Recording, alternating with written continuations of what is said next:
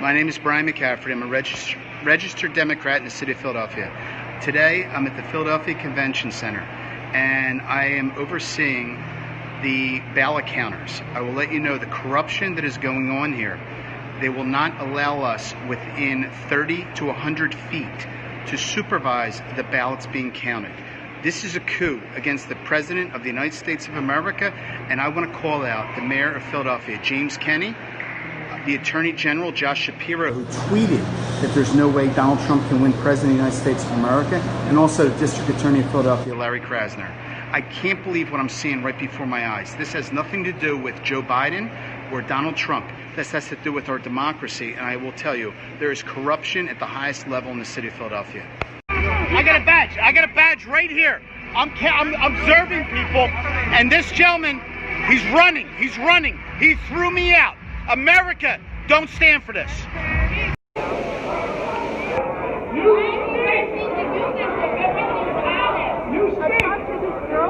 If you're not corrupt, you wouldn't have to do this.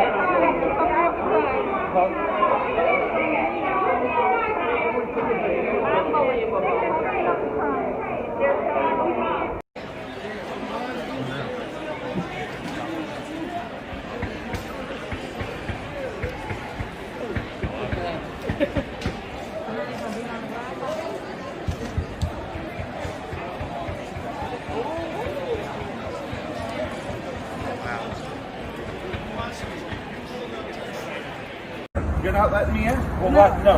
That's why I tell you, call the police. Do it. If you legal, call the cops. The city guy is using the bathroom. He'll be right now. Call that number. Tell him to call somebody. I have a citywide watcher certificate. And it's not for this location. It's not for it. It is not. Is this the city of Philadelphia? This is the city of Philadelphia. This is the city of Philadelphia. This is the city of Philadelphia. You wanted to talk. You wanted to talk outside. Let's talk. I have a watcher certificate. I asked you to read the line. The line said it's good in every ward and division in the city. I'm wondering what's going on here. This dude has a fit about something.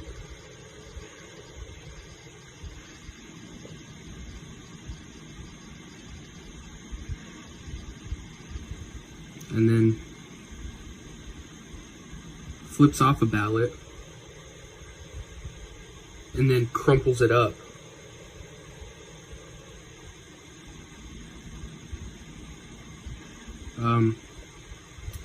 That's not voter fraud. I don't know what is. Yeah. All Trump. You gotta do what you gotta do. Fuck Trump.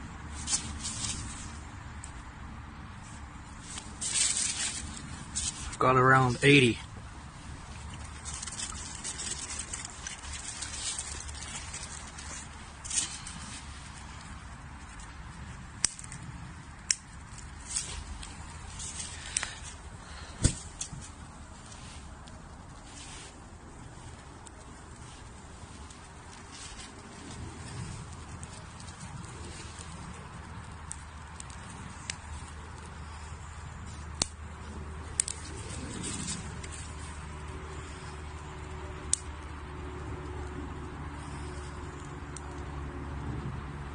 You work at the mail or polling place, you gotta do what you gotta do.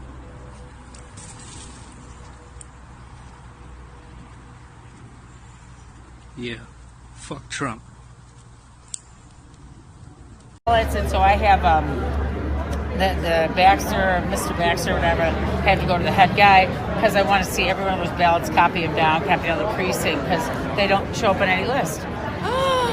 So I just grabbed one box. It's 500 names of people that are not on a register, they're not on the supplement list. Were you in there? She was in here this morning. She said it's a No, I've been shit in there all day. I just left. And so why won't they let anybody into view? Their capacity. They said there's capacity. In the morning, you could just walk right in. So I trained and walked right in. Because of COVID, they're saying capacity? We all have masks on. No, we'll put our masks on. I think it's the poll workers don't don't wanna like us see- there. And they're very rude. But you're allowed legally to go. It doesn't say there's Yeah, capacity. that's why we have the Supreme Court order. Yeah, And not to let us in the building? Not to let you in the building. It's Because bizarre. this building is not So a they're capacity. letting, and you know, Maybe there's the those room of us is. that leave. Like, if few people. And what have you seen? I've seen ballots that don't belong to anybody. They don't show up in voter registration. There's no name attached to them. And what are they doing with those ballots? I'm challenging them, and Okay. they're supposed to put them in a box to be be evaluated. But then multiple ballots that have several different numbers. One person with different numbers. We have whole lists of them. We're writing everything down all day long. So are they improperly filled out and you're looking to disqualify them? Yes. If they're improperly filled out, if they have no name, if they don't have a home, or if the person was born in 1921 but registered to vote in 1900, that kind of doesn't make sense. So, but that's not on the ballot. When you vote, your ballot is just the balls and what you have on there. What are you seeing? Are you seeing people's registration forms? Yes, we are. So on the tables, you have the ballot, and then you are able to see next to them on a computer screen. On a computer screen, whose ballot that is. Sometimes the ballot itself has no name, but the ballot is filled out. Okay. And then if we go into the registration file, we find the person that has been was born in 1921, and it's just there's a lot that's not right. What's wrong with being born in 1921? But registering to vote in 1900, 21 years before you're born. All right, my name's Juan Caro. I'm gonna check a voter registration here really quick for William Bradley. I'm on the Michigan Voter Information Center. He was born in March of 1902. Get the zip code really quick.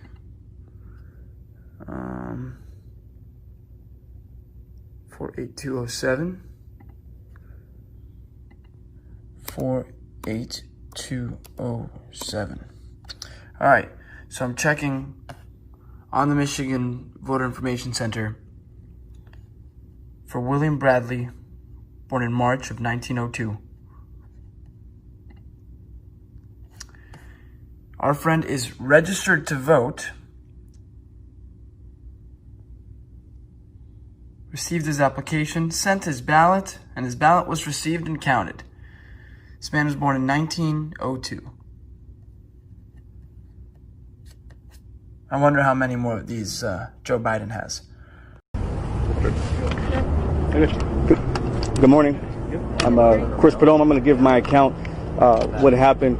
I was here, actually been here for quite a bit, and was here with members of the Trump campaign and came in a media capacity to obtain content information on election night, and unfortunately was stereotyped in that regard, and you can take for that what you may, and was not able to obtain any type of access by any means, and got a little bit, I guess you can say assertive or aggressive is the word, so to speak, and the question was asked at 1:30 in the morning, why are you here? And our response was, well, it's election night. That's why we're here, and you guys are obviously counting ballots.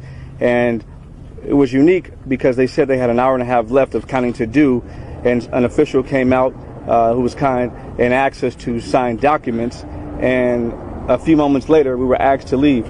Well, I find it ironic we were asked to leave within 10 to 12 minutes when they said they had an hour and a half of counting left to do.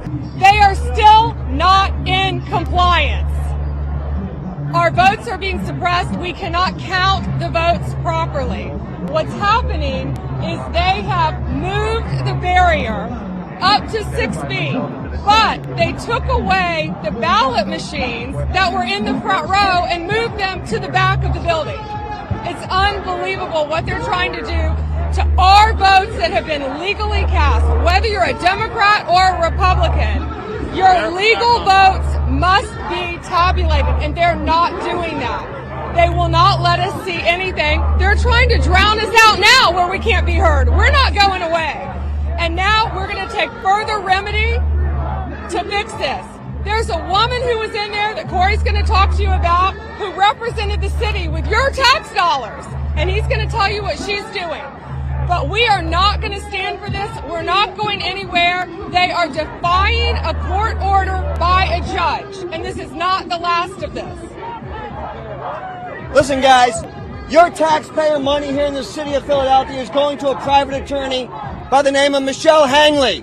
And what she said was she would determine if the court order was valid or not. And I'll be happy to release the video of her. They have 8 attorneys fighting us to see these ballots inside. The court order is in effect.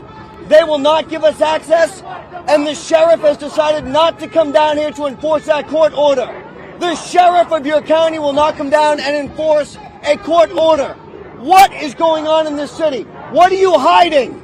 Open up the doors, let us in, let us 6 feet away so that we can have a free and fair election. Whether you voted for Donald Trump or you voted for Joe Biden, everybody has a right to witness what's transpiring here. This makes it look like a kangaroo court. We deserve better, and we're not leaving until we witness every single vote that transpires in here. Can issue him what type of ballot? Provisional. A provisional envelope. Why? Where's it going? Not in the tabulator. It's going in that envelope, right? We have how many days? 6. So what is the Department of Elections going to do with it? Destroy it.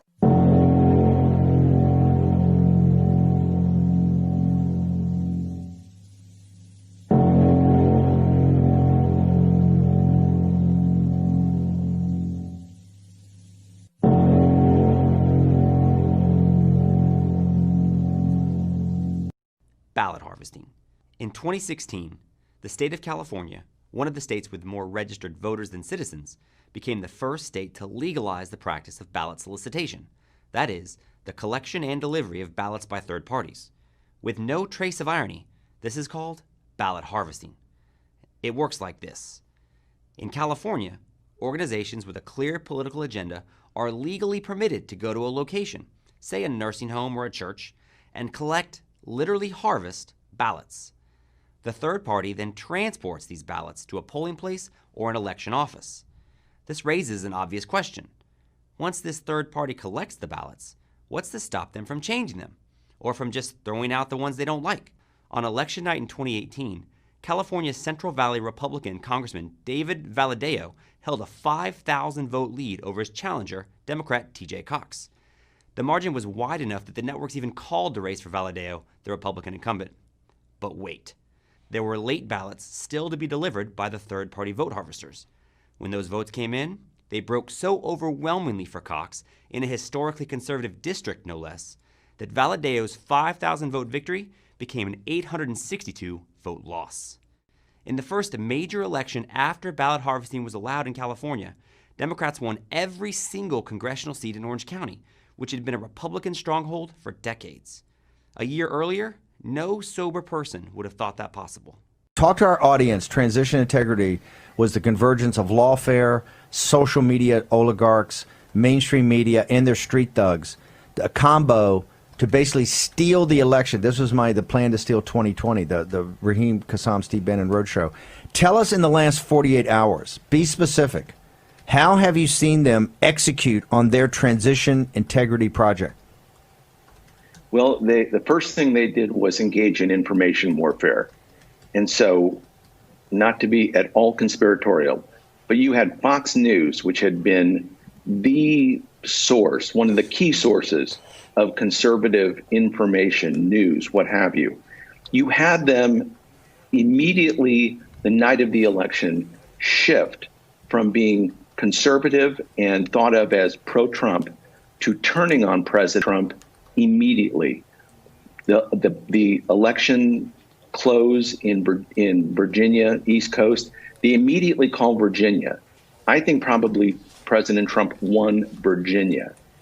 They wait an hour or two, and then they call Arizona for Joe Biden as well, when there was no evidence to suggest that Arizona should have been called for Joe Biden.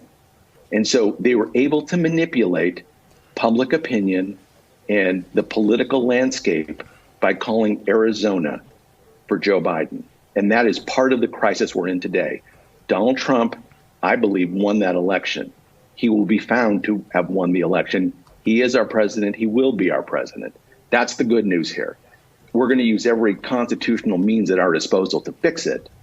But the American left has joined, Fox News has joined them in trying to oust President Trump by manipulating all the data, all the media, and trying to establish in the public mind that there is this popular enthusiasm for Joe Biden, when in fact it does not exist. There is no way Joe Biden got more votes than Barack Obama did in 2012. There's no way that happened. Impossible. Impossible. Secondly, we're in a situation where we have put together, and you guys did it for our the President Obama's administration before this. We have put together, I think, the most extensive and inclusive voter fraud organization in the history of American politics.